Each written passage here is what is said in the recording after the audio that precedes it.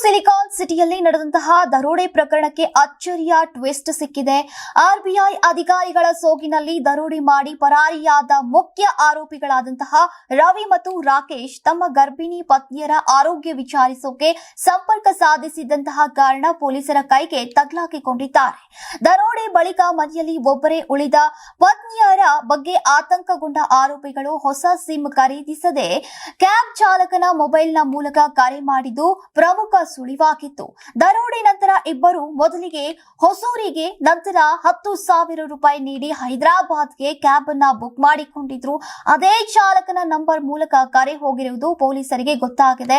ಆರೋಪಿಗಳ ಪತ್ನಿಯರ ಫೋನ್ ಕರೆ ಪರಿಶೀಲಿಸಿದಂತಹ ವೇಳೆ ಆರೋಪಿಗಳ ಬಗ್ಗೆ ಸುಳಿವು ಸಿಕ್ಕಿದೆ. ನಂತರ ಹೈದರಾಬಾದ್ನ ಲಾಡ್ಜ್ ಸಿಸಿಟಿವಿ ಪರಿಶೀಲನೆಯಲ್ಲಿ ಹಣ ತುಂಬಿದ ಬ್ಯಾಗ್ ಜೊತೆಗೆ ಹೊರಡುವ ದೃಶ್ಯಗಳು ಕಂಡು ಬಂದಿವೆ. ಈ ಆಧಾರದ ಮೇಲೆ ಪೊಲೀಸರು ರೈಲ್ವೆ ಸ್ಟೇಷನ್ ನಲ್ಲಿ ಚೆಕ್ ಮಾಡಿ ಆರೋಪಿಗಳನ್ನ ಬಂಧಿಸಿದ್ದಾರೆ. ಬಂಧನದ ವೇಳೆ ಪತ್ನಿಯರ ಬಗ್ಗೆ ಆತಂಕದಿಂದ ಇಬ್ಬರು ಕಣ್ಣೀರು ಹಾಕಿರುವುದಾಗಿ ಪೊಲೀಸರು ತಿಳಿಸಿದ್ದಾರೆ.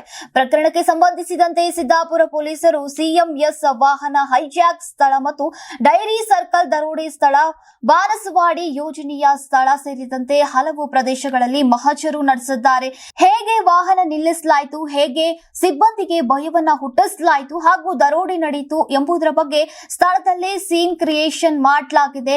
ಕುಪ್ಪಂ, ಚಿತ್ತೂರು ಹಾಗೂ ಹೈದರಾಬಾದ್ನಲ್ಲಿ ಪತ್ತೆಯಾದಂತಹ ಕಾರು, ಹಣ ಮತ್ತು ಲಾಡ್ಜ್ಗಳಲ್ಲಿಯೂ ಕೂಡ ಮಹಜರು ನಡೀತಾ ಇದೆ ಅಂತ ಪೊಲೀಸರು ತಿಳಿಸಿದ್ದಾರೆ. ನೀವು ಸಣ್ಣ ಆಗ್ಬೇಕಲ್ವಾ? ಅದು ಒಂದು ಉತ್ತಮ ಆಹಾರದಿಂದ ಸಣ್ಣ ಆಗ್ಬೇಕಲ್ವಾ? ಪ್ರತಿದಿನ ನಮ್ಮ ಜೀನಿ ಸ್ಲಿಮ್ ನ ಯೂಸ್ ಮಾಡಿ ಯಾವುದೇ ಸೈಡ್ ಎಫೆಕ್ಟ್ ಇಲ್ದಂಗೆ ನೀವು ಸಣ್ಣ ಆಗ್ತೀರಾ. ನಿಮಗೆ ಮಾಧ್ಯಮದಲ್ಲಿ ಕೆಲಸ ಮಾಡುವ ಆಸಕ್ತಿ ಇದೆಯಾ? ಹಾಗಾದ್ರೆ ಕರ್ನಾಟಕ ಟಿವಿ ಡಿಜಿಟಲ್ ಮೀಡಿಯಾದಲ್ಲಿದೆ ನಿಮಗೆ ಒಳ್ಳೆಯ ಅವಕಾಶ. ಆಯ್ಕೆಯಾದವರಿಗೆ ಉಚಿತ ತರಬೇತಿ ಕೊಡ್ತೀವಿ. ತರಬೇತಿ ನಂತರ ಕೆಲಸ ಮಾಡುವ ಅವಕಾಶನೂ ಕೊಡ್ತೀವಿ. ಈ ಕೂಡಲೇ ನಿಮ್ಮ ಮಾಹಿತಿಯನ್ನ ಮೇಲ್ ಮಾಡಿ.